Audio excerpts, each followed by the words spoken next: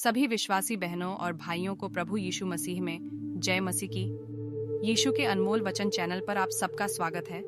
हमारे चैनल को देखने के लिए आप हमारे चैनल को सब्सक्राइब करें, बेल आइकन के ऑल बटन को जरूर दबाएं, तभी आपको हमारी आने वाली हर वीडियो का नोटिफिकेशन मिलता रहेगा। आज का पवित्र वचन उत्पत्ति अध्याय 12 उसका एक वचन। आज हम जानेंगे अब्राम के बारे में। यहोवा ने अब्राम से कहा, अपने देश और अपनी जन्मभूमि और अपने पिता के घर को छोड़कर उस देश में चला जा जो मैं तुझे दिखाऊंगा, और मैं तुझसे एक बड़ी जाति बनाऊंगा और तुझे आशीष दूंगा और तेरा नाम बड़ा करूंगा और तू आशीष का मूल होगा। और जो तुझे आशीर्वाद दें उन्हें मैं आशीष दूंगा, और जो तुझे कोसे उसे मैं शाप दूंगा, और भूमंडल के सारे कुल तेरे द्वारा आशीष पाएंगे।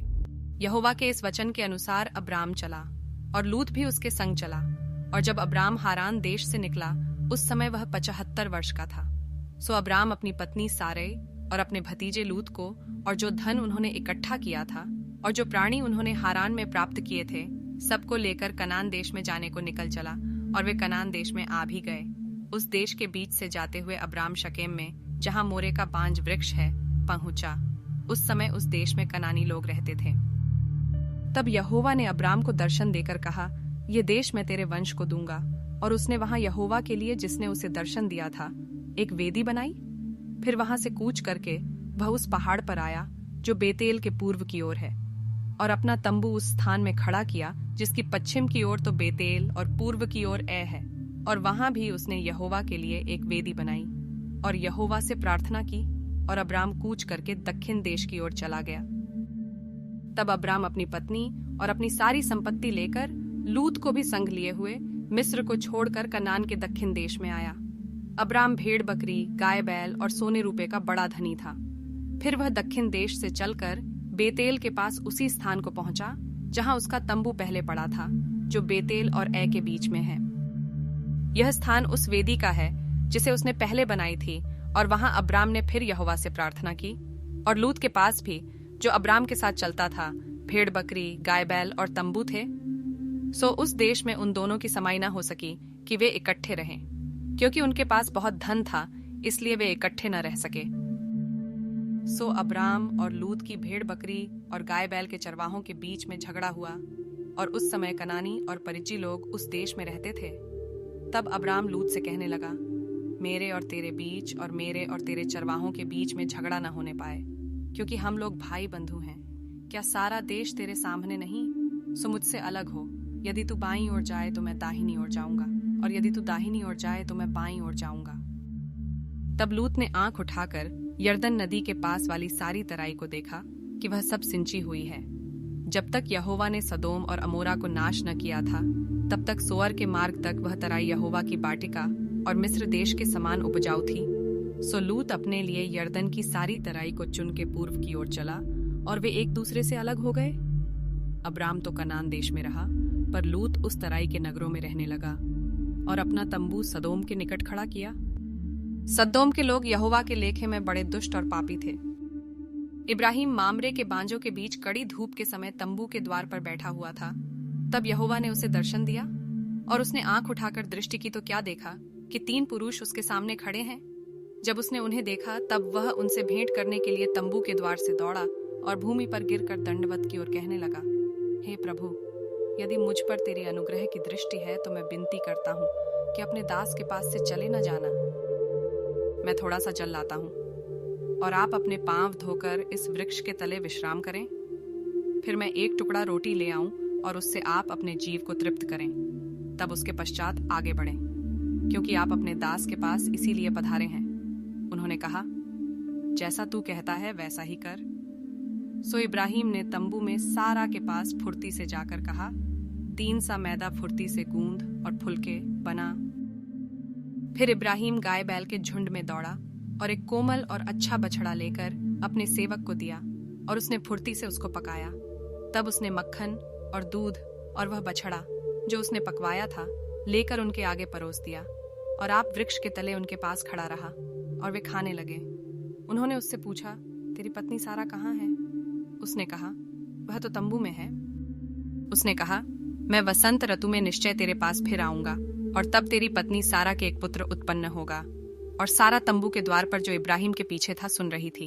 इब्राहिम और सारा दोनों बहुत बूढ़े थे और सारा का स्त्री धर्म बंद हो गया था। सो सारा मन में हंसकर कहने लगी, मैं तो बूढ़ी हूँ और मेरा पति भी बूढ़ा है, तो क्या मुझे यह सुख होगा? तब यहोवा ने इब्राहिम से कहा, सारा यह कहकर क्यों हंसी कि क्या मेरे जो ऐसी बुढ़िया हो गई हूँ सचमुच एक पुत्र उत्पन्न होगा? क्या यहोवा के लिए कोई काम कठिन है? नियत समय में अर्थात वसंत ऋतु में मैं तेरे पास फिर आऊंगा और सारा के पुत्र उत्पन्न होगा। तब सारा डर के मारे ये कहकर मुकर गई कि मैं नहीं हंसी। उसने कहा, नहीं, तू हंसी तो थी। फिर वे पुरुष वहां से चलकर सदोम की ओर ताकने लगे और इब्राहिम उन्हें विदा करने के लिए उनके संग संग चला। तब यहोवा ने कहा, यह जो मैं करता हूं सो क्या इब्राहिम से छिपा रखूं? इब्राहिम से तो निश्चय एक बड़ी और सामर्थी जाति उपजेगी और पृथ्वी की सारी जातियां उसके द्वारा आशीष पाएंगी। जब पौ फटने लगी तब दूतों ने लूत से फुर्ती कराई और कहा कि उठ, अपनी पत्नी और दोनों बेटियों को जो यहाँ है ले जा, नहीं तो तू भी इस नगर के अधर्म में भस्म हो जाएगा। पर वह विलंब करता रहा। इससे उन पुरुषों ने उसका और उसकी पत्नी और दोनों बेटियों का हाथ पकड़ लिया, क्योंकि यहोवा की दया उस पर थी, और उसको निकालकर नगर के बाहर कर दिया। और ऐसा हुआ कि जब उन्होंने उनको बाहर निकाला तब उसने कहा, अपना प्राण लेकर भाग जा, पीछे की ओर न ताकना और तराई भर में न ठहरना। उस पहाड़ पर भाग जाना, नहीं तो तू भी भस्म हो जाएगा। लूत ने उनसे कहा, हे प्रभु, ऐसा न कर। देख, तेरे दास पर तेरी अनुग्रह की दृष्टि हुई है और तूने इसमें बड़ी कृपा दिखाई कि मेरे प्राण को बचाया है। पर मैं पहाड़ पर भाग नहीं सकता, कहीं ऐसा न हो कि कोई विपत्ति मुझ पर आ पड़े और मैं मर जाऊं। देख, वह नगर ऐसा निकट है कि मैं वहां भाग सकता हूं, और वह छोटा भी है।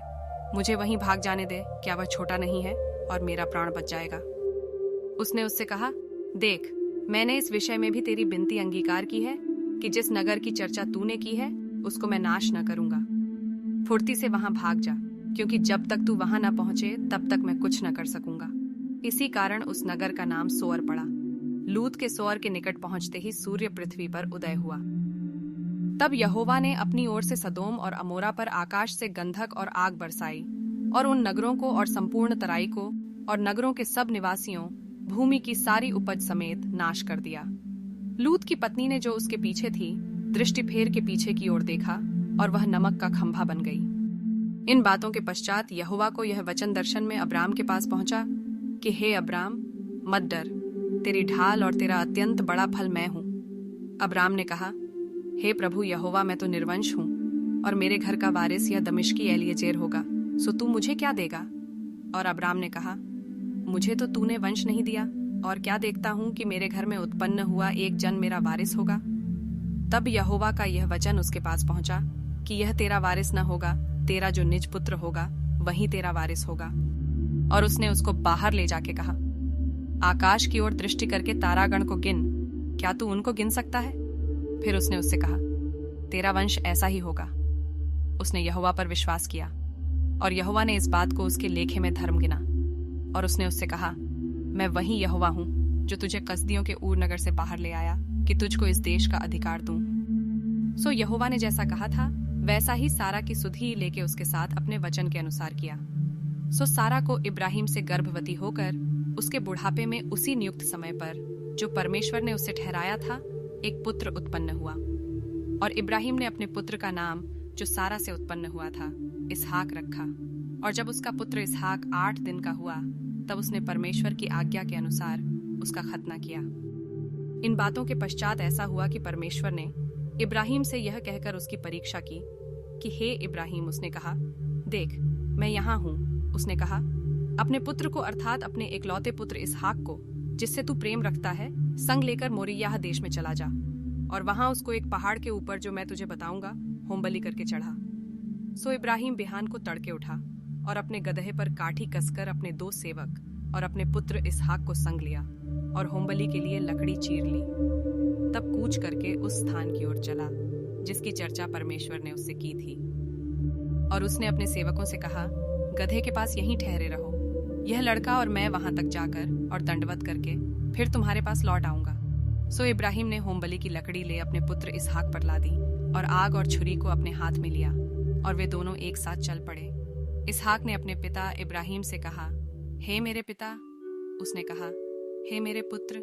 क्या बात है? उसने कहा, देख, आग और लकड़ी तो हैं, पर होमबलि के लिए भेड़ कहाँ है? इब्राहिम ने कहा, हे मेरे पुत्र, परमेश्वर होमबलि की भेड़ का उपाय आप ही करेगा। सो वे दोनों संग संग आगे चलते गए और वे उस स्थान को जिसे परमेश्वर ने उसको बताया था पहुंचे। तब इब्राहिम ने वहां वेदी बनाकर लकड़ी को चुन चुन कर रखा और अपने पुत्र इसहाक को बांध के वेदी पर की लकड़ी के ऊपर रख दिया। और इब्राहिम ने हाथ बढ़ाकर छुरी को ले लिया कि अपने पुत्र को बलि करे। तब यहोवा के दूत ने स्वर्ग से उसको पुकार के कहा, हे इब्राहिम, हे इब्राहिम। उसने कहा, देख, मैं यहाँ हूँ। उसने कहा, उस लड़के पर हाथ मत बढ़ा और न उससे कुछ कर, क्योंकि तूने जो मुझसे अपने पुत्र वरन अपने एकलौते पुत्र को भी नहीं रख छोड़ा। इससे मैं अब जान गया कि तू परमेश्वर का भय मानता है। तब इब्राहिम ने आंखें उठाई और क्या देखा कि उसके पीछे एक मेढ़ा अपने सींगों से एक झाड़ी में बंधा हुआ है। सो इब्राहिम ने जाके उस मेढ़े को लिया और अपने पुत्र की संति होमबलि करके चढ़ाया। परमेश्वर के लोगों, आपको हमारी वीडियो कैसी लगी जरूर बताएं और हमारे चैनल को सब्सक्राइब करना मत भूलना। परमेश्वर आपको आशीष दे।